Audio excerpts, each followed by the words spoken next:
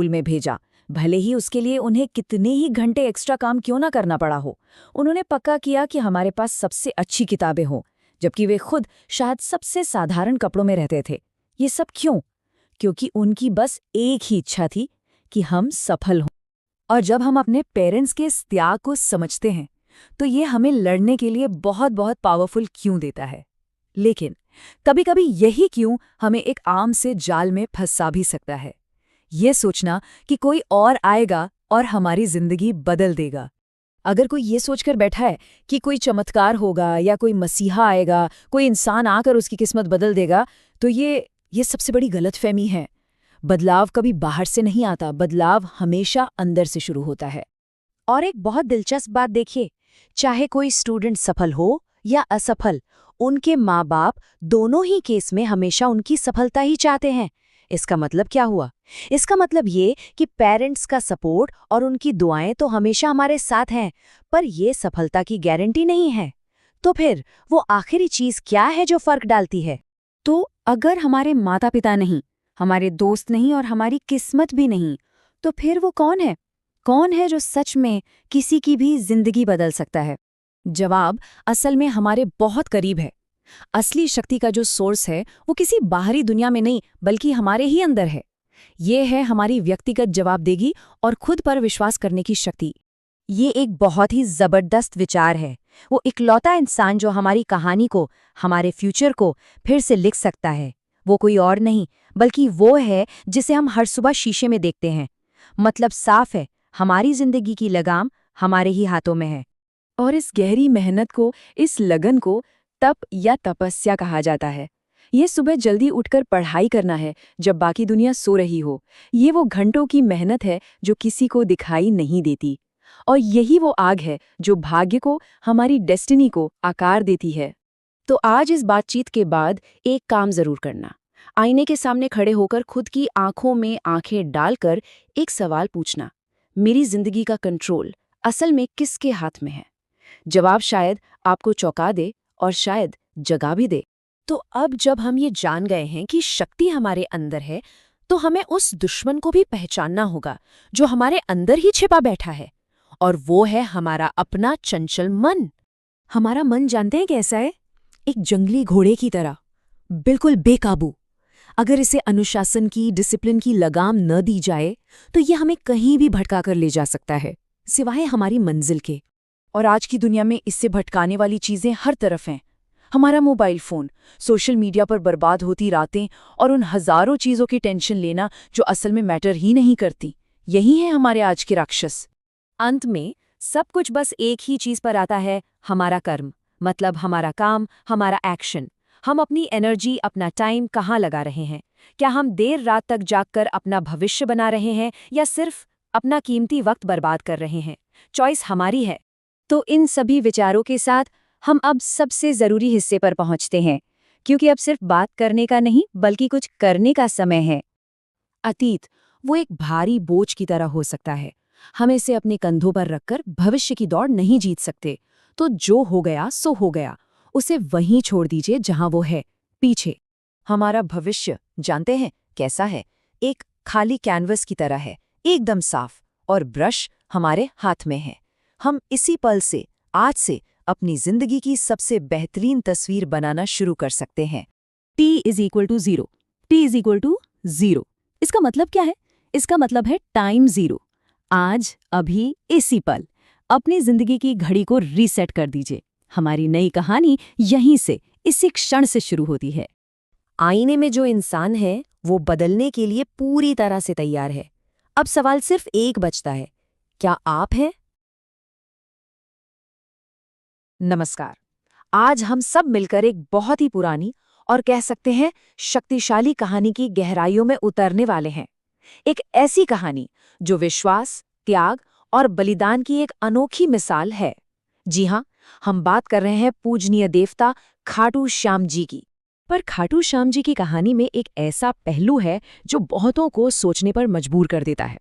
देखिए, राजस्थान के सीकर में जो उनका इतना भव्य मंदिर है, वहां उनके पूरे शरीर की नहीं बल्कि सिर्फ उनके शीश यानी उनके सिर की पूजा होती है। अब सवाल ये उठता है कि आखिर ऐसा क्यों है? सिर्फ एक शीश की पूजा क्यों? चलिए आज इसी रहस्य से पर्दा उठाते हैं और समझते हैं कि इसके पीछे की पूरी कहानी क्या है। तो सबसे पहले चलिए ये जानते हैं कि खाटू श्याम जी हैं कौन, उनकी पहचान क्या है। देखिए, उन्हें कई कई नामों से पुकारा जाता है और हर एक नाम उनकी शक्ति और उनकी कहानी का एक अलग ही पहलू हमारे सामने रखता है। जैसे श्याम बाबा, शीश का दानी, लख दातार, खाटू नरेश और मोरवी नंदन। पर इन सब नामों में एक नाम ऐसा है जो सबसे ज्यादा खास है, जो उनके अस्तित्व का सार है, और वो है हारे का सहारा। और इस नाम का मतलब बहुत गहरा है। हारे का सहारा मतलब वो आखिरी उम्मीद, वो सहारा जो तब मिलता है जब इंसान को लगता है कि अब सब कुछ खत्म हो गया, जब वो हर तरफ से टूट चुका होता है, हार चुका होता है। यही तो उनकी पूजा का मूल आधार है, और इसी एक विश्वास पर लाखों करोड़ों लोग उनके दरवाजे पर पहुंचते हैं। तो अब चलते हैं उनकी असल कहानी की तरफ, वो कहानी जो उनके खाटू श्याम बनने से भी पहले शुरू होती है। ये कहानी है एक महान, एक अजय योद्धा की, जिसका नाम था बर्बरिक। बर्बरिक का जन्म ही एक असाधारण कुल में हुआ था। सोचिए, वो महाबली पांडव भीम के पोते थे और महान योद्धा घटोत्कच के बेटे। और तो और उन्होंने युद्ध की कला सीखी भी तो किससे? अपनी माँ मौरवी और साक्षात भगवान श्री कृष्ण से। तो मतलब उनका एक अद्वितीय और महान योद्धा बनना तो तय ही था। अब बर्बरिक की कहानी में दो ऐसी चीजें थीं जिन्होंने उनकी पूरी किस्मत, उनकी पूरी नियति को तय कर दिया। एक उनके दिव्य अस्त्र और दूसरा उनका एक अटल प्रण। कहा जाता है कि बहुत ही कठोर तपस्या के बाद बर्बरिक को खुद भगवान शिव से 3 दिव्य बाण मिले थे। और ये कोई मामूली बाण नहीं थे, ये अजेय थे। मतलब सिर्फ एक बाण में इतनी शक्ति थी कि वो पूरी की पूरी दुश्मन सेना को एक पल में खत्म कर सकता था। जाहिर है इस शक्ति ने उन्हें लगभग अपराजय बना दिया था। पर उन दिव्य बाणों से भी ज्यादा शक्तिशाली कुछ और था। वो था उनका प्रण। महाभारत के महान युद्ध में जाने से ठीक पहले उन्होंने अपनी माँ को एक वचन दिया, एक प्रण लिया कि जो हारेगा मैं उसकी तरफ से युद्ध लड़ूंगा। और बस यही एक प्रण उनकी पूरी कहानी को, उनकी नियति को बदलने वाला था। अब देखिए, भगवान श्री कृष्ण तो अंतर्यामी थे, वो सब जानते थे।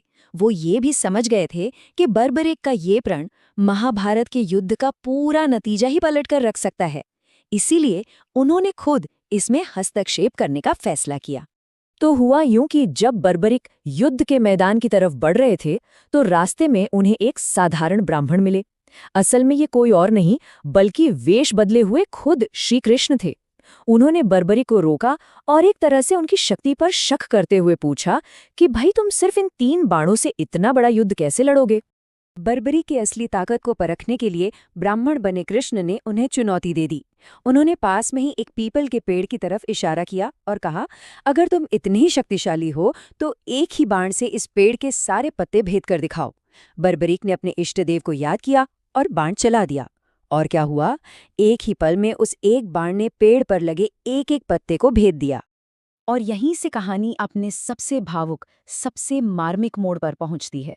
एक ऐसे महादान की कहानी, एक ऐसे बलिदान की गाथा जिसके बारे में सुनकर आज भी रोंगटे खड़े हो जाते हैं। बर्बरिक की ये अद्भुत शक्ति देखकर ब्राह्मण रूपी कृष्ण खुश तो हुए, पर उन्होंने कहा कि अब मुझे तुमसे एक दान चाहिए। बर्बरिक तो वचन के पक्के थे। उन्होंने कहा, मांगिए विप्रवर, जो चाहिए मांग लीजिए। पर कोई ये सोच भी नहीं सकता था कि वो ब्राह्मण उस महान योद्धा से दान में क्या मांगने वाला था। और फिर उस ब्राह्मण ने वो मांगा जिसकी किसी ने सपने में भी कल्पना नहीं की होगी। उन्होंने कहा, हे वीर, मुझे दान चाहिए, तुम्हारा शीश। ये सुनते ही बर्बरिक एकदम हैरान, स्तब्ध रह गए। लेकिन बर्बरिक भी साधारण नहीं थे। वो तुरंत समझ गए कि कोई आम ब्राह्मण ऐसा दान नहीं मांग सकता। उन्होंने हाथ जोड़ लिए और कहा, हे विप्र, आप कोई साधारण मनुष्य नहीं हो सकते। कृपा करके मुझे अपने असली रूप के दर्शन दीजिए। और तब भगवान श्री कृष्ण अपने विराट स्वरूप में प्रकट हुए। अपने गुरु, अपने आराध्य को अपने सामने देखकर बर्बरिक का जीवन धन्य हो गया। फिर उन्होंने एक पल की भी हिचकिचाहट नहीं दिखाई। अगली ही सुबह, फाल्गुन शुक्ल द्वादशी के दिन, सुबह स्नान पूजा करने के बाद अपने ही हाथों से अपना शीश काटकर भगवान श्री कृष्ण के चरणों में अर्पित कर दिया। बर्बरिक का ये महान बलिदान, ये महादान व्यर्थ नहीं गया, बल्कि यहीं से उनकी बर्बरिक से श्याम बनने की यात्रा शुरू हुई। उनके इस सबसे बड़े त्याग को देखकर श्री कृष्ण इतने प्रसन्न हुए कि उन्होंने बर्बरिक को अपना ही एक नाम दे दिया, श्याम। और सिर्फ नाम ही नहीं दिया, बल्कि साथ में एक वरदान भी दिया। उन्होंने कहा कि आने वाले युग में यानी कलयुग में तुम्हारी पूजा मेरे श्याम नाम से होगी, और जो भी हारा हुआ, टूटा हुआ, निराश इंसान सच्चे दिल से तुम्हारे पास आएगा, तुम उसकी हर मनोकामना पूरी करोगे। बर्बरी की एक आखिरी इच्छा और थी। वो महाभारत का पूरा युद्ध देखना चाहते थे। श्री कृष्ण ने उनकी ये इच्छा भी पूरी की। उनके शीश को युद्ध भूमि के पास ही एक ऊंची पहाड़ी पर रख दिया गया, जहां से बर्बरिक ने पूरा युद्ध अपनी आंखों से देखा। और ऐसी मान्यता है कि आज जो दुनिया भर में मशहूर खाटू श्याम जी का मंदिर है, वो उसी पवित्र जगह पर बना हुआ है। और शायद यही वो वजह है कि आज भी करोड़ों करोड़ भक्त पूरी श्रद्धा और पूरे विश्वास के साथ ये जयकारा लगाते हैं। ये सिर्फ एक नारा नहीं है, ये उस अटूट विश्वास की आवाज है जो भक्तों को उनके सबसे मुश्किल समय में भी हिम्मत और उम्मीद देती है। हारे का सहारा, बाबा श्याम हमारा। नमस्कार। चलिए आज एक ऐसा सफर शुरू करते हैं जो हमें जिंदगी के सही मतलब को समझने में मदद करेगा। हम सदियों पुराने ज्ञान की मदद से आज की मुश्किलों के जवाब ढूंढने की कोशिश करेंगे। हमारी शुरुआत होती है इस बहुत ही गहरी कहावत से। सोचिए, एक विशाल समुद्री जहाज, और उसे डुबोने के लिए क्या चाहिए? बस एक छोटा सा छेद। इसका असली मतलब ये है कि जीवन में बड़े बदलावों की शुरुआत अक्सर खुद की छोटी छोटी गलतियों को सुधारने से ही होती है। तो हमारा पहला कदम है खुद को समझना, क्योंकि एक मजबूत और सार्थक जीवन की इमारत की नींव वो है आत्मजागरूकता। आइए गहराई से जानते हैं कि इसका क्या मतलब है। यहाँ कितनी कमाल की बात कही गई है। एक झूठा इंसान अपनी बात को मनवाने के लिए चीखता है, चिल्लाता है, लेकिन एक सच्चे इंसान के खामोशी में भी इतनी ताकत होती है कि वो बड़े से बड़े झूठ की नींव हिला सकती है। सच को साबित करने के लिए शोर मचाने की जरूरत नहीं पड़ती। यहाँ एक बहुत ही नाजुक से संतुलन की बात हो रही है, विनम्रता और आत्मसम्मान के बीच। देखिए, विनम्र होना बहुत अच्छा गुण है, पर अगर विनम्र होने के लिए किसी को अपना आत्मसम्मान ही खोना पड़े तो ये तो खुद को गंवाने जैसा हुआ। और हाँ, दूसरों पर उंगली उठाने से पहले हमेशा अपनी गलतियों को सुधारने से शुरुआत होनी चाहिए। अच्छा, एक बार जब हम खुद को थोड़ा बहुत समझ लेते हैं तो फिर सवाल आता है हमारे आसपास के लोगों का, हमारे रिश्तों का। तो हमारा दूसरा खंड है रिश्तों की हकीकत। रिश्ते, ये शायद हमारी जिंदगी का सबसे खूबसूरत पर सबसे उलझा हुआ हिस्सा भी हैं। हम सबने सुना है कि हमारा दर्द, हमारी तकलीफ सबसे ज्यादा हमारे अपनों को महसूस होती है। लेकिन क्या हो अगर दर्द देने वाले ही वही अपने हों? ये लाइन उस गहरी चोट की बात करती है जब जख्म पर मरहम लगाने वाले हाथ ही जख्म दे जाएं। फिर उस एहसास को समझने वाला कौन बचता है?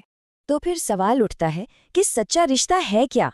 ये ज्ञान हमें सिखाता है कि असली रिश्ते खून से नहीं बनते, वो साथ निभाने से बनते हैं। जो इंसान मुश्किल समय में हमारा हाथ थाम ले, असल में वही अपना है। और रिश्तों की इस नाजुक सच्चाई को ये मिसाल बहुत खूबसूरती से समझाती है। रिश्ते बिल्कुल तितलियों जैसे होते हैं। जोर से पकड़ेंगे तो मर जाएंगे, खुला छोड़ देंगे तो उड़ जाएंगे। लेकिन अगर प्यार से, नरमी से संभाल कर रखेंगे तो वो अपनी जिंदगी के सबसे खूबसूरत रंग हमारे साथ छोड़ जाएंगे। जिंदगी का सफर बिना मुश्किलों के तो पूरा हो ही नहीं सकता, ये तो आनी ही है। पर क्या ये मुश्किलें हमें सिर्फ परेशान करने आती हैं या इनका कोई और मकसद है? हमारा तीसरा खंड इसी पर है, मुश्किलों का सामना। ये ज्ञान हमें बताता है कि मुश्किलें हमें तोड़ने नहीं बल्कि तराशने के लिए आती हैं। होता क्या है कि पहले हालात हमें तोड़ते हैं और फिर उसी टूटे हुए अनुभव से हम और ज्यादा मजबूत बनकर निकलते हैं। ये एक तरह का ट्रांसफॉर्मेशन है। और इसी बात को ये कहावत और भी पक्का कर देती है, जिंदगी में तूफान का आना बहुत जरूरी है, क्योंकि जब सब कुछ बिखर रहा होता है ना, तभी असली पहचान होती है कि कौन हमारा हाथ पकड़कर खड़ा है और कौन चुपके से हाथ छुड़ाकर भाग गया। तो कुल मिलाकर बात यह है कि सारा खेल हमारे नजरिए का है, हमारे माइंडसेट का। मुश्किलें हमें कमजोर करने के लिए नहीं आती, वो तो हमें हमारी अंदर की ताकत से मिलवाने आती हैं। चलिए, मुश्किलों से लड़ना तो सीख लिया, पर हम ये सब कर क्यों रहे हैं? हम किस मंजिल की तरफ भाग रहे हैं? हमारा अगला पड़ाव इसी सवाल की पड़ताल करता है, सफलता का सही अर्थ। हम सब सफलता के पीछे भाग रहे हैं, लेकिन क्या कभी हमने एक पल रुक कर ये सोचा है कि ये जो सफलता है, ये असल में है क्या? ये एक ऐसा सवाल है जिसका जवाब हमारी पूरी जिंदगी को एक नई दिशा दे सकता है। यहाँ कमाई की पूरी परिभाषा ही बदल दी गई है। देखिए, एक तरफ है धन की कमाई, जिससे हम घर में चीजें लाते हैं, सामान लाते हैं, और दूसरी तरफ है दुआओं की कमाई, जिससे घर में सेहत और प्यार आता है, सुकून आता है। अब सोचिए, असली दौलत कौन सी है? और ये कहावत सफलता को शायद सबसे बेहतरीन तरीके से समझाती है। असली सफलता इस बात में नहीं है कि हमने जिंदगी में क्या पाया, बल्कि इस बात में है कि हमारे जाने के बाद भी हम कितने दिलों में जिंदा रहते हैं। और ये सिर्फ और सिर्फ हमारे कर्मों से ही मुमकिन है। तो हमारा ये सफर अब अपने आखिरी पड़ाव पर आ गया है, और ये हमें वापस वहीं ले जाता है जहां से सब शुरू हुआ था, हमारे अंदर। ये खंड है मन की शांति का मार्ग, क्योंकि बाहरी दुनिया में चाहे कितनी भी उथल-पुथल हो, असली सुकून तो भीतर ही मिलता है। ये मिसाल कितनी सही है। सोचकर देखिए, क्या उबलते हुए पानी में कभी कोई अपनी परछाई देख सकता है? कभी नहीं। बिल्कुल वैसे ही एक बेचैन उथल-पुथल वाले मन में कभी कोई समाधान नहीं दिख सकता। समाधान तभी नजर आता है जब मन की लहरें शांत हो जाती हैं। तो फिर इस मन को शांत कैसे करें? यहाँ कुछ बहुत ही प्रैक्टिकल रास्ते बताए गए हैं। जैसे रात को सोने से पहले हर किसी को माफ कर दें, अपनी सारी चिंताएं उस ऊपर वाले पर छोड़ दें, और 2 चीज़ों पर हमेशा काबू रखें। जब अकेले हों तो अपने विचारों पर, और जब सबके साथ हों तो अपनी जुबान पर। और इन सब में सबसे बड़ी ताकत है विश्वास, यानी भरोसा। ये यकीन कि जिस शक्ति ने हमें यहाँ तक पहुँचाया है, वो हमें आगे का रास्ता भी जरूर दिखाएगी। ये भरोसा हमें चिंता से मुक्त करता है। और अब हम इस सफर को एक आखिरी लेकिन बहुत ही गहरे सवाल के साथ खत्म करते हैं। ये सवाल हमें सोचने पर मजबूर करता है कि हमने अपनी पूरी जिंदगी में असल में कमाया क्या है, पैसा, शोहरत या लोगों का प्यार और सम्मान? क्योंकि अंत में यही सबसे ज्यादा मायने रखता है। नमस्कार। चलिए आज एक ऐसा सफर शुरू करते हैं जो हमें जिंदगी के सही मतलब को समझने में मदद करेगा। हम सदियों पुराने ज्ञान की मदद से आज की मुश्किलों के जवाब ढूंढने की कोशिश करेंगे। हमारी शुरुआत होती है इस बहुत ही गहरी कहावत से। सोचिए, एक विशाल समुद्री जहाज, और उसे डुबोने के लिए क्या चाहिए? बस एक छोटा सा छेद। इसका असली मतलब यह है कि जीवन में बड़े बदलावों की शुरुआत अक्सर खुद की छोटी छोटी गलतियों को सुधारने से ही होती है। तो हमारा पहला कदम है खुद को समझना, क्योंकि एक मजबूत और सार्थक जीवन की इमारत की नींव वो है आत्मजागरूकता। आइए गहराई से जानते हैं कि इसका क्या मतलब है। यहाँ कितनी कमाल की बात कही गई है। एक झूठा इंसान अपनी बात को मनवाने के लिए चीखता है, चिल्लाता है, लेकिन एक सच्चे इंसान के खामोशी में भी इतनी ताकत होती है कि वो बड़े से बड़े झूठ की नींव हिला सकती है। सच को साबित करने के लिए शोर मचाने की जरूरत नहीं पड़ती। यहाँ एक बहुत ही नाजुक से संतुलन की बात हो रही है, विनम्रता और आत्मसम्मान के बीच। देखिए, विनम्र होना बहुत अच्छा गुण है, पर अगर विनम्र होने के लिए किसी को अपना आत्मसम्मान ही खोना पड़े तो ये तो खुद को गंवाने जैसा हुआ। और हाँ, दूसरों पर उंगली उठाने से पहले हमेशा अपनी गलतियों को सुधारने से शुरुआत होनी चाहिए। अच्छा, एक बार जब हम खुद को थोड़ा बहुत समझ लेते हैं तो फिर सवाल आता है हमारे आसपास के लोगों का, हमारे रिश्तों का। तो हमारा दूसरा खंड है रिश्तों की हकीकत। रिश्ते, ये शायद हमारी जिंदगी का सबसे खूबसूरत पर सबसे उलझा हुआ हिस्सा भी हैं। हम सबने सुना है कि हमारा दर्द, हमारी तकलीफ सबसे ज्यादा हमारे अपनों को महसूस होती है। लेकिन क्या हो अगर दर्द देने वाले ही वही अपने हों? ये लाइन उस गहरी चोट की बात करती है जब जख्म पर मरहम लगाने वाले हाथ ही जख्म दे जाएं। फिर उस एहसास को समझने वाला कौन बचता है? तो फिर सवाल उठता है कि सच्चा रिश्ता है क्या? ये ज्ञान हमें सिखाता है कि असली रिश्ते खून से नहीं बनते, वो साथ निभाने से बनते हैं।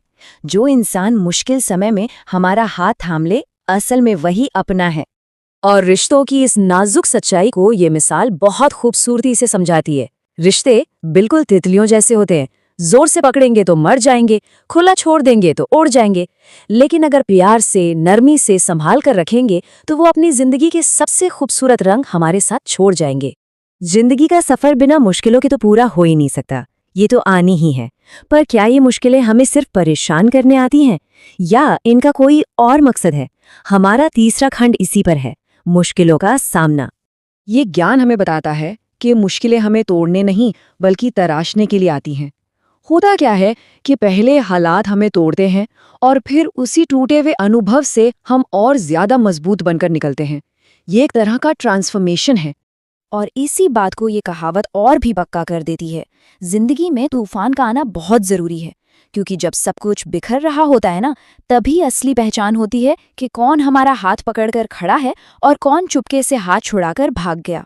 तो कुल मिलाकर बात यह है कि सारा खेल हमारे नजरिए का है, हमारे माइंडसेट का। मुश्किलें हमें कमजोर करने के लिए नहीं आती, वो तो हमें हमारी अंदर की ताकत से मिलवाने आती हैं। चलिए, मुश्किलों से लड़ना तो सीख लिया, पर हम ये सब कर क्यों रहे हैं? हम किस मंजिल की तरफ भाग रहे हैं?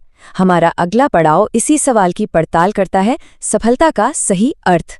हम सब सफलता के पीछे भाग रहे हैं, लेकिन क्या कभी हमने एक पल रुक कर ये सोचा है कि ये जो सफलता है, ये असल में है क्या? ये एक ऐसा सवाल है जिसका जवाब हमारी पूरी जिंदगी को एक नई दिशा दे सकता है। यहाँ कमाई की पूरी परिभाषा ही बदल दी गई है।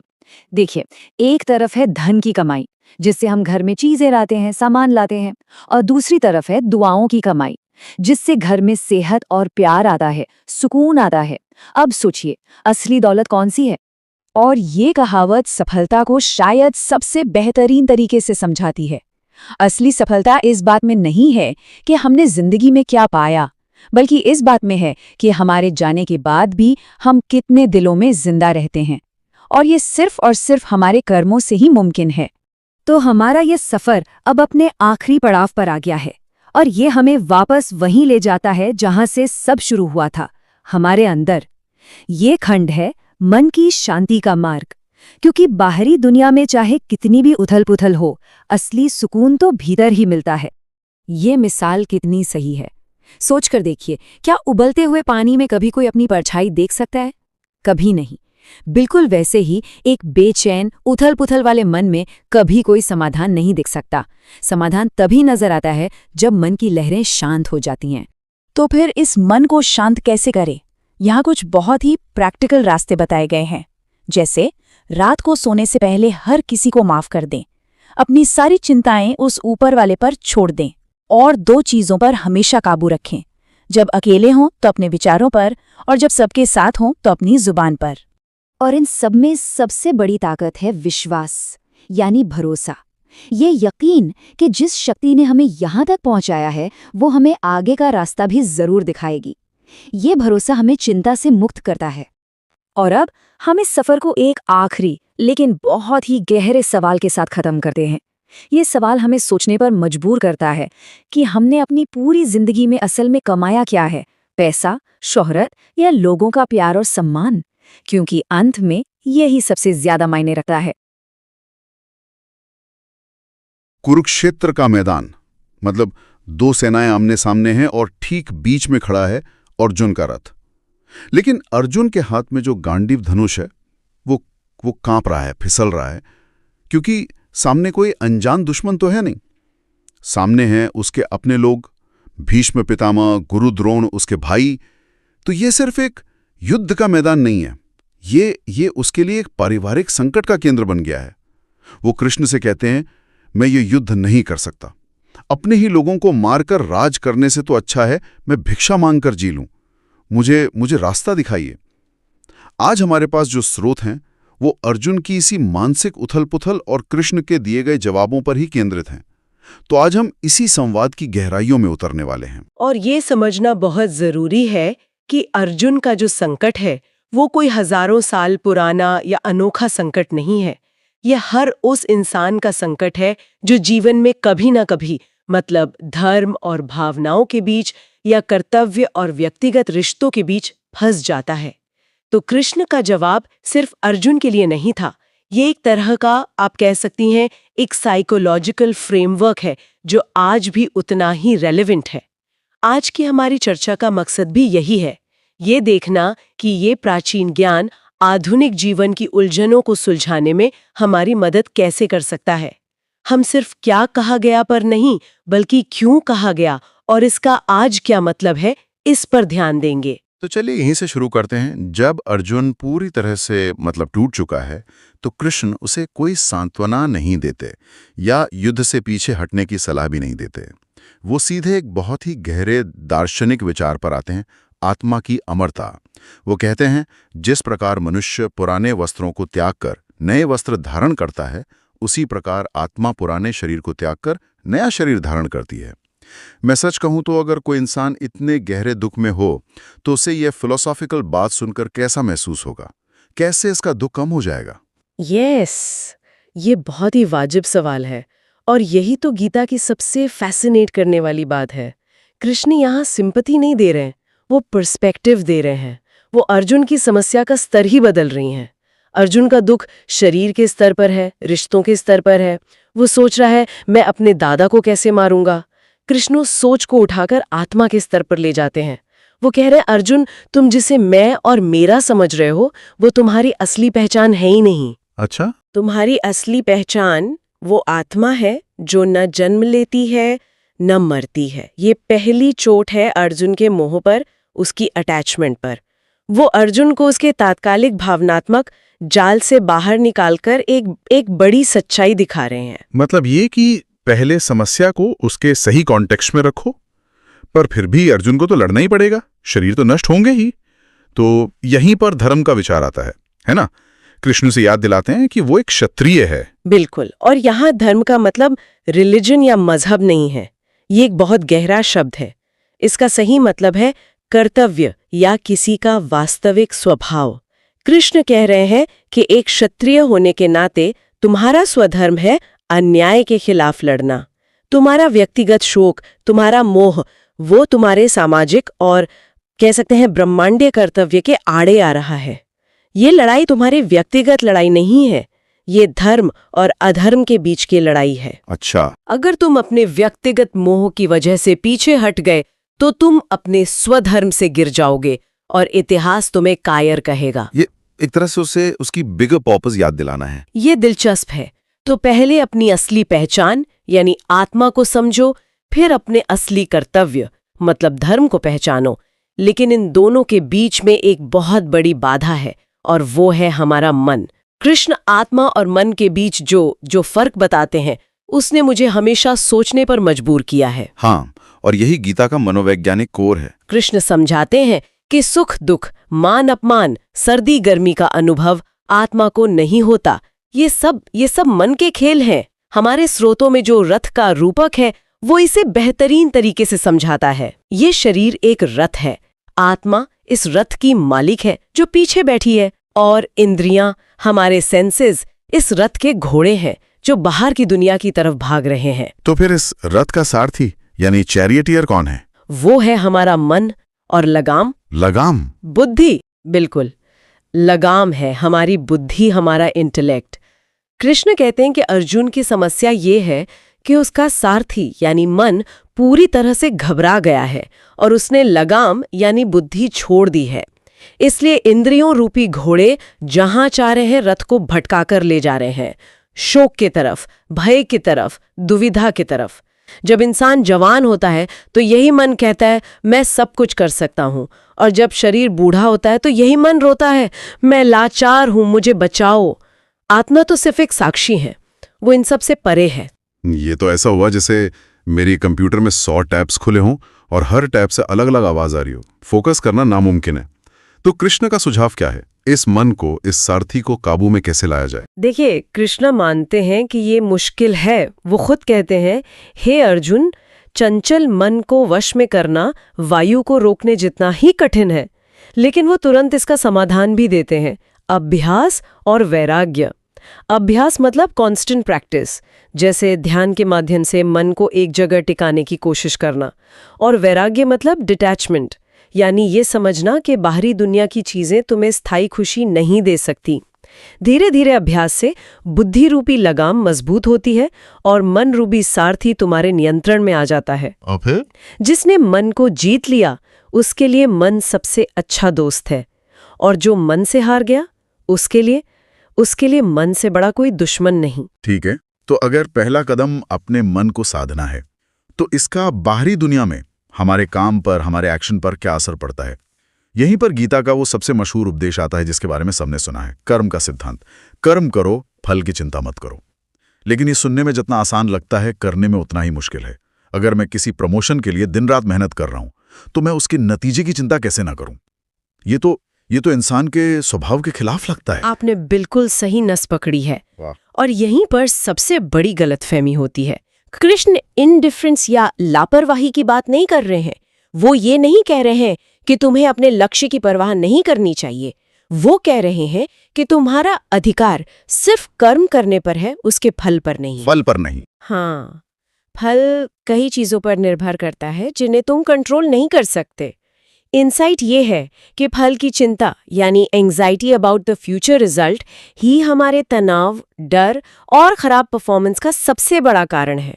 जब आप नतीजे से बहुत ज्यादा अटैच्ड हो जाते हैं तो आप प्रक्रिया का आनंद नहीं ले पाते और दबाव में गलतियां करते हैं। मतलब फोकस को क्या मिलेगा से हटाकर मैं क्या कर रहा हूं पर ले आओ। अगर मेरा काम बेहतरीन है तो नतीजे भी बेहतर होने की संभावना बढ़ जाएगी, और अगर नहीं भी हुए तो मुझे इस बात का संतोष रहेगा कि मैंने अपना 100% दिया। एग्जैक्टली। ये साइकोलॉजिकल फ्रीडम का मंत्र है। आप अपने काम को एक पूजा बना लेते हैं, एक भेंट। नतीजे के अहंकार या निराशा दोनों से मुक्त हो जाते हैं। इसी से जुड़ा एक और शक्तिशाली विचार हमारे स्रोत में है, जो हुआ वो अच्छा हुआ, जो हो रहा है वो भी अच्छा हो रहा है, जो होगा वो भी अच्छा ही होगा। हाँ, अब जहां भी लोग सवाल उठा सकते हैं, मैं यही पूछने वाला था। किसी के साथ कोई भयानक त्रासदी हो जाए, कोई अन्याय हो, तो उसे अच्छा कैसे कहा जा सकता है? ये तो बहुत कठोर और असंवेदनशील लगता है। सही। इस पंक्ति का शाब्दिक अर्थ नहीं लेना चाहिए। इसका गहरा मतलब है एक्सेप्टेंस या स्वीकार्यता। ये अतीत के बोझ से मुक्त होने का तरीका है। इसका मतलब ये नहीं है कि अन्याय को स्वीकार कर लो। इसका मतलब है कि जो घटनाएं हो चुकी हैं और तुम्हारे नियंत्रण से बाहर हैं, उन्हें लेकर रोने और पछताने में अपनी ऊर्जा बर्बाद मत करो, क्योंकि वो पछतावा आपको वर्तमान में एक्शन लेने से रोकता है। बिल्कुल। तुम्हारा क्या गया जो तुम रोते हो? तुम क्या लाए थे जो तुमने खो दिया? ये पंक्तियां हमें घटनाओं से ऊपर उठकर एक बड़े नजरिए से देखने के लिए कहती हैं। परिवर्तन ही संसार का नियम है। इसे स्वीकार करो और अपना ध्यान अपने वर्तमान कर्म पर लगाओ। ये समझ में आता है। तो ये सारी बातें आत्मा, धर्म, मन पर नियंत्रण, कर्म, ये तो बड़े सिद्धांत हो गए। लेकिन क्या हमारे स्रोतों में कुछ ऐसी छोटी छोटी व्यवहारिक बातें भी हैं जिन्हें कोई अपनी रोजमर्रा की जिंदगी में तुरंत अपना सकता है? हाँ, बिल्कुल। गीता सिर्फ महान दर्शन नहीं है, ये एक लाइफ मैनुअल भी है। जैसे क्रोध पर एक सीधी चेतावनी है। क्रोध से भ्रम पैदा होता है, भ्रम से बुद्धि व्यग्र होती है। जब बुद्धि व्यग्र होती है तब तर्क नष्ट हो जाता है और व्यक्ति का पतन हो जाता है। ये एक पूरी चेन रिएक्शन है। क्रोध एक दरवाजा है जो नरक की ओर ले जाता है। मैं यहाँ एक बात पर रुकना चाहूंगा। वाणी या शब्दों को लेकर एक बहुत गहरी बात कही गई है। वाणी से दिए हुए घाव कभी भरे नहीं जा सकते। ये बात मुझे बहुत लगती है। ऐसा क्यों है कि शब्दों की चोट शारीरिक चोट से ज्यादा गहरी हो सकती है? क्योंकि शारीरिक घाव तो भर जाते हैं, शरीर उन्हें ठीक कर लेता है, लेकिन शब्दों से दिया गया घाव शरीर पर नहीं, वो अहंकार और स्मृति पर लगता है। वो शब्द हमारे दिमाग में एक कहानी बन जाते हैं, एक नैरेटिव बना लेते हैं जो हम सालों साल अपने साथ ढोते हैं। वो हमारे आत्मसम्मान को चोट पहुंचाते हैं और रिश्तों में ऐसी गांठ छोड़ जाते हैं जो शायद कभी नहीं खुलती। इसीलिए कृष्ण सिर्फ शारीरिक ही नहीं बल्कि वाचिक और मानसिक अनुशासन पर भी जोर देते हैं। सोच, शब्द और कर्म तीनों एक सीध में। हाँ, बिल्कुल। और नजरिए की बात भी है। सोच अच्छी होनी चाहिए क्योंकि नजर का इलाज तो मुमकिन है, पर नजरिए का नहीं। ये छोटी छोटी बातें असल में उन्हीं बड़े सिद्धांतों का निचोड़ हैं। उड़ी मुस्कुराहट और आंसू की है। दोनों का एक साथ मिलना मुश्किल है, पर जब मिलते हैं तो वो पल सबसे खूबसूरत होता है।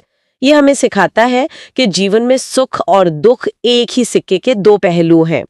लेकिन इन सबसे ऊपर जो एक विचार है वो है आत्मनिर्भरता का। स्रोत की एक पंक्ति मुझे बहुत पसंद है। जिंदगी के इस रण में खुद ही कृष्ण और खुद ही अर्जुन बनना पड़ता है। रोज अपना सारथी बनकर जीवन की महाभारत से लड़ना पड़ता है। वाह, ये तो पूरी चर्चा का सार है। अंत में कोई भी गुरु या किताब आपको रास्ता दिखा सकती है, लेकिन लड़ाई तो आपको खुद ही लड़नी है। आपको अपनी बुद्धि को ही अपना कृष्ण बनाना होगा, जो आपके भटके हुए मन रूपी अर्जुन को रास्ता दिखाए। सही कहा, आपको अपने रथ की लगाम खुद ही थामनी होगी। तो अगर हम इस पूरी चर्चा को समेटें तो गीता का संदेश क्या है? मुझे लगता है कि ये एक शांत और उद्देश्यपूर्ण जीवन जीने की कला है। इसका रास्ता अपनी असली पहचान को समझने, मन को साधने और फल की चिंता किए बिना अपने कर्तव्य को पूरी ईमानदारी से करने में है। ये अतीत के पछतावे और भविष्य की चिंता से मुक्त होकर वर्तमान के क्षण में जीने का विज्ञान है। आपने इसे बहुत अच्छे से संक्षेप में बताया और मैं इसे एक अंतिम विचार के साथ समाप्त करना चाहूंगी। स्त्रोत में कहा गया है कि जो व्यक्ति मृत्यु के समय ईश्वर का स्मरण करता है वो परम गति को प्राप्त होता है। ये एक बहुत पावरफुल आइडिया है, लेकिन मेरे लिए असली चुनौती सिर्फ उस अंतिम क्षण की नहीं है। जरा सोचिए, क्या हो अगर हम अपने जीवन के हर पल को उसी जागरूकता, उसी ईमानदारी और उसी अनासक्ति के साथ जिएं जैसे कि वो हमारा अंतिम पल हो। अगर हमारा हर कर्म, चाहे वो छोटा हो या बड़ा, नतीजे के अहंकार के बिना ईश्वर को या अपने आदर्श को एक समर्पण बन जाए, तो हमारा जीवन कैसा दिखेगा? ये सवाल हमें गीता के ज्ञान को सिर्फ एक बौद्धिक अभ्यास न बनाकर उसे अपनी हर सांस में जीने के लिए प्रेरित करता है। नमस्कार, आज हम एक ऐसी शक्ति के बारे में जानेंगे जो हम सबके पास है, लेकिन हम अक्सर उसका इस्तेमाल करना भूल जाते हैं। और वो शक्ति है मौन की शक्ति। देखिए, ये कोई हजारों साल पुरानी बात नहीं है। ये एक ऐसी प्रैक्टिस है जो आज के शोर शराबे वाली दुनिया में शायद पहले से कहीं ज्यादा जरूरी हो गई है, अपने मन को शांत रखने के लिए। जरा सोच कर देखिए, हर तरफ से आती आवाजें, फोन के नोटिफिकेशंस, सोशल मीडिया, ना खत्म होने वाली बातें, ये सब मिलकर हमारे अंदर एक तनाव पैदा करते हैं। और इसका सबसे ताकतवर इलाज है चुप्पी। तो चलिए हम भी उस शाम में चलते हैं। कल्पना कीजिए, एक गुरु हैं, उनके शिष्य हैं और एक ऐसा सबक है जो हम सबके काम आने वाला है। तो गुरु का जो मूल सिद्धांत है वो बहुत ही सरल लेकिन गहरा है। जीवन में संतुलन ही सब कुछ है। जैसे जरूरत से ज्यादा बारिश या धूप फसल खराब कर देती है, ठीक वैसे ही जरूरत से ज्यादा बोलना हमारे जीवन में मुश्किलें पैदा करता है। तो इन सबको का जो पहला हिस्सा है वो इस बारे में है कि मौन कमजोरी नहीं बल्कि खुद की हिफाजत करने का एक बहुत बड़ा हथियार है। तो सबसे पहला सबक ये हमारी विश्वसनीयता की नींव के बारे में है। मतलब जब तक पूरी बात पता न हो तब तक चुप रहना ही समझदारी है, क्योंकि आधी अधूरी जानकारी के साथ बोलने से न सिर्फ मजाक बन सकता है बल्कि लोगों का भरोसा भी उठ जाता है। अगला सबक है अपनी हदों को पहचानने का। मतलब जो झगड़ा अपना है ही नहीं उसमें कूदने से क्या फायदा। ऐसा करने से कोई हीरो नहीं बनता बल्कि अक्सर नुकसान ही होता है। और ये तो एक ऐसी चेतावनी है जो हर दौर के लिए सच है। गुरु हमें याद दिलाते हैं कि चुगली एक पहिए की तरह घूमती है और इससे बचने का सबसे अच्छा तरीका है कि इस चक्कर में पड़े ही ना। तो अभी तक हमने देखा कि मौन खुद की रक्षा कैसे करता है। अब देखते हैं कि ये हमारे रिश्तों को कैसे बेहतर बना सकता है और उन्हें कैसे बचा सकता है। गुरु सिखाते हैं कि असली ताकत दूसरों को नीचा दिखाने में नहीं बल्कि उन्हें सहारा देने में है। अपने शब्दों से किसी को छोटा महसूस कराना, खासकर उससे जो अपना बचाव नहीं कर सकता, ये सिर्फ हमारे अपने कद को ही छोटा करता है। ये हमदर्दी का एक बहुत बहुत जरूरी सबक है। सोचिए, जब कोई दोस्त परेशान हो तो उसे अक्सर हमारी सलाह नहीं चाहिए होती, उसे बस कोई ऐसा चाहिए होता है जो उसकी बात सुन ले। कभी कभी सिर्फ चुपचाप किसी के पास बैठना ही सबसे बड़ी मदद होती है।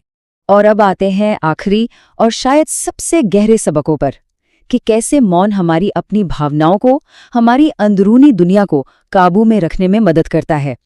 ये गुस्से को शांत करने की एक जबरदस्त तकनीक है। गुस्से में किसी से बहस करना जानते हैं कैसा है? जैसे आग में घी डालना।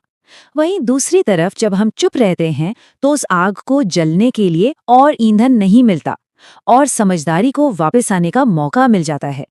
इस बात को और अच्छे से समझाने के लिए गुरु एक छोटी लेकिन बहुत असरदार कहानी सुनाते हैं। सोचिए, एक बहुत ही गुस्सैल सांप है जो एक राजा के घर में घुस गया है। गुस्से में अंधा होकर सांप को जमीन पर पड़ी एक तलवार दिखाई देती है। उसे अपना दुश्मन समझकर वो उस तलवार से लिपट जाता है और अपनी पूरी ताकत से उसे भींचने लगता है। और यहीं पर सबसे बड़ा सबक छिपा है। तलवार तो बेजान थी, उसने कुछ नहीं किया। ये सांप का अपना ही गुस्सा था, उसकी अपनी ही प्रतिक्रिया थी जिसने उसे खत्म कर दिया। बिना काबू वाला गुस्सा हमेशा एक ऐसा जख्म होता है जो हम खुद को देते हैं। लेकिन तब क्या करें जब गुस्सा नहीं बल्कि ये एहसास हो कि कोई हमें समझ ही नहीं रहा है? उस गहरी भावना का क्या करें? यहाँ गुरु की सलाह हमारे दिल को बचाने के बारे में है। हमारी गहरी भावनाएं बहुत कीमती होती हैं। उन्हें किसी ऐसे इंसान के साथ बांटना जो उन्हें समझ नहीं सकता या समझना नहीं चाहता, वो सिर्फ दर्द और पछतावे की वजह बनता है। ऐसे में चुप रहना खुद की देखभाल करने जैसा है।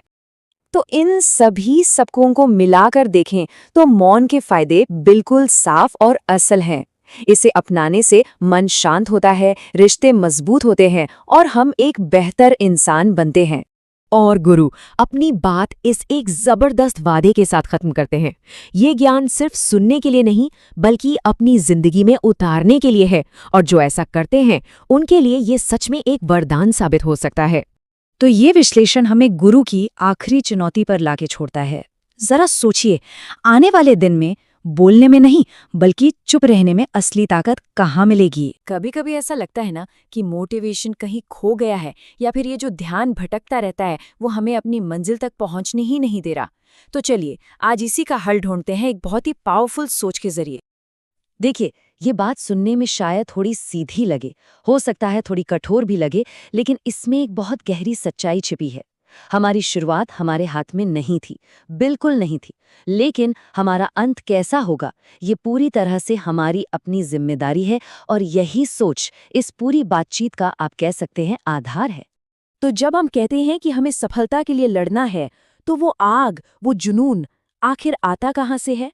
अक्सर उसकी जड़ें कहीं बाहर नहीं, हमारे अपने घर में होती हैं, हमारे माँ बाप के संघर्षों में। चलिए इस इमोशनल क्यों को थोड़ा और गहराई से समझते हैं। बस एक पल के लिए सब कुछ भूल कर सोचिए उन अनगिनत रातों के बारे में जब हमारे पेरेंट्स ने हमारी ज़रूरतों को अपनी ख्वाहिशों से कहीं ऊपर रखा। उनके वो सपने जो उन्होंने शायद हमारे सपनों के लिए बस यूं ही कुर्बान कर दिए। ये तस्वीर अपने आप में एक पूरी कहानी है। सोचिए जरा, एक पिता जो बेल्ट की जगह एक रस्सी का इस्तेमाल कर रहा है और उसे अपनी शर्ट के नीचे छिपा रहा है। क्यों? ताकि किसी को पता ना चले। ये सिर्फ एक रस्सी नहीं है, ये उन हजारों अनकहे त्यागों का प्रतीक है जो हमारे माँ बाप हमारे लिए करते हैं और हमें कभी एहसास तक नहीं होने देते। उन्होंने हमें सबसे अच्छे स्कूल में भेजा, भले ही उसके लिए उन्हें कितने ही घंटे एक्स्ट्रा काम क्यों ना करना पड़ा हो। उन्होंने पक्का किया कि हमारे पास सबसे अच्छी किताबें हों, जबकि वे खुद शायद सबसे साधारण कपड़ों में रहते थे। ये सब क्यों? क्योंकि उनकी बस एक ही इच्छा थी कि हम सफल हों। और जब हम अपने पेरेंट्स के इस त्याग को समझते हैं तो ये हमें लड़ने के लिए बहुत बहुत पावरफुल क्यों देता है। लेकिन कभी-कभी यही क्यों हमें एक आम से जाल में फंसा भी सकता है। ये सोचना कि कोई और आएगा और हमारी जिंदगी बदल देगा। अगर कोई ये सोचकर बैठा है कि कोई चमत्कार होगा या कोई मसीहा आएगा, कोई इंसान आकर उसकी किस्मत बदल देगा, तो ये सबसे बड़ी गलतफहमी है। बदलाव कभी बाहर से नहीं आता, बदलाव हमेशा अंदर से शुरू होता है। और एक बहुत दिलचस्प बात देखिए, चाहे कोई स्टूडेंट सफल हो या असफल, उनके माँ बाप दोनों ही केस में हमेशा उनकी सफलता ही चाहते हैं। इसका मतलब क्या हुआ? इसका मतलब ये कि पेरेंट्स का सपोर्ट और उनकी दुआएं तो हमेशा हमारे साथ हैं, पर ये सफलता की गारंटी नहीं है। तो फिर वो आखिरी चीज क्या है जो फर्क डालती है?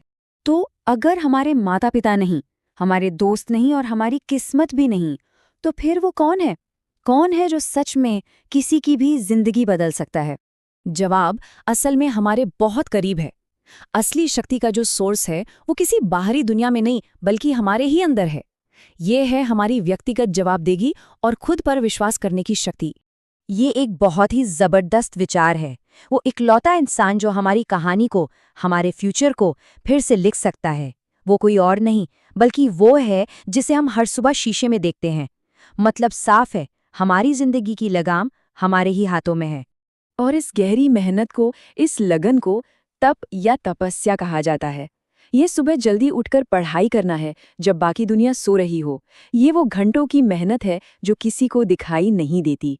और यही वो आग है जो भाग्य को, हमारी डेस्टिनी को आकार देती है। तो आज इस बातचीत के बाद एक काम जरूर करना। आईने के सामने खड़े होकर खुद की आंखों में आंखें डालकर एक सवाल पूछना, मेरी जिंदगी का कंट्रोल असल में किसके हाथ में है? जवाब शायद आपको चौंका दे और शायद जगा भी दे। तो अब जब हम ये जान गए हैं कि शक्ति हमारे अंदर है, तो हमें उस दुश्मन को भी पहचानना होगा जो हमारे अंदर ही छिपा बैठा है। और वो है हमारा अपना चंचल मन। हमारा मन जानते हैं कैसा है? एक जंगली घोड़े की तरह, बिल्कुल बेकाबू। अगर इसे अनुशासन की, डिसिप्लिन की लगाम न दी जाए तो ये हमें कहीं भी भटका कर ले जा सकता है, सिवाय हमारी मंजिल के। और आज की दुनिया में इससे भटकाने वाली चीजें हर तरफ हैं। हमारा मोबाइल फोन, सोशल मीडिया पर बर्बाद होती रातें और उन हजारों चीजों की टेंशन लेना जो असल में मैटर ही नहीं करती, यही है हमारे आज के राक्षस। अंत में सब कुछ बस एक ही चीज पर आता है, हमारा कर्म। मतलब हमारा काम, हमारा एक्शन। हम अपनी एनर्जी, अपना टाइम कहाँ लगा रहे हैं? क्या हम देर रात तक जागकर अपना भविष्य बना रहे हैं या सिर्फ अपना कीमती वक्त बर्बाद कर रहे हैं? चॉइस हमारी है। तो इन सभी विचारों के साथ हम अब सबसे जरूरी हिस्से पर पहुंचते हैं, क्योंकि अब सिर्फ बात करने का नहीं बल्कि कुछ करने का समय है। अतीत वो एक भारी बोझ की तरह हो सकता है। हम इसे अपने कंधों पर रखकर भविष्य की दौड़ नहीं जीत सकते। तो जो हो गया सो हो गया, उसे वहीं छोड़ दीजिए जहां वो है, पीछे। हमारा भविष्य जानते हैं कैसा है? एक खाली कैनवस की तरह है, एकदम साफ, और ब्रश हमारे हाथ में है। हम इसी पल से, आज से अपनी जिंदगी की सबसे बेहतरीन तस्वीर बनाना शुरू कर सकते हैं। T = 0, T = 0। इसका मतलब क्या है? इसका मतलब है टाइम 0। आज, अभी, इसी पल अपनी जिंदगी की घड़ी को रीसेट कर दीजिए। हमारी नई कहानी यहीं से, इसी क्षण से शुरू होती है। आईने में जो इंसान है वो बदलने के लिए पूरी तरह से तैयार है। अब सवाल सिर्फ एक बचता है, क्या आप हैं